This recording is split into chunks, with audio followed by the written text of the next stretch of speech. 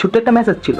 আমার কেন জানি ইদানিং মনে হচ্ছে দেশে বাক স্বাধীনতা সৃষ্টি হওয়ার পর থেকে দেশের বিশৃঙ্খলাটা একটু তুলনামূলকভাবে বেড়ে গেছে। বিকজ অফ এখন মানুষ ভাবতেছে দেশে বাক স্বাধীনতা এসে পড়েছে মানে যে যেটা খুশিতে সেটাই করবে, এবং সে ফেসবুক ইউটিউবে বিভিন্ন ধরনের স্ট্যাটাস দিতেছে এবং স্ট্যাটাস দেওয়ার সাথে সাথে সে কট খেয়ে যাচ্ছে।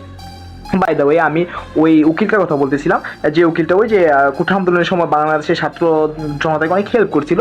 ওর নামটা জানি কি, নামটা মনে আসতেছে না, নামটা মনে আসলো, ওর নামটা আমি বলবো না। সো ও কি করছে, ও ফেসবুকে একটা পোস্ট করছে, এবং কি নিয়ে পোস্ট করছে, কেন পোস্ট করছে সেটা আমার থেকে ভালো আপনারা জানেন। সো ও ভাবছিল দেশ স্বাধীন হয়ে গেছে, দেশে বাক স্বাধীনতা এসে পড়ছে, সো এখন আমার যেটা খুশি সেটাই করবো, এবং যে চিন্তা সেই কাজ। সে কী করলো, ফেসবুকে একটা পোস্ট করে দিল, ঠিক আছে। এবার পোস্ট দেওয়ার সাথে সাথে সে কট খেয়ে গেল, বিকজ অফ সে বাক স্বাধীনতা অর্জন করছে এবং বাক স্বাধীনতা পাবলিশ করতে গিয়ে কট খেয়ে ফেলছে।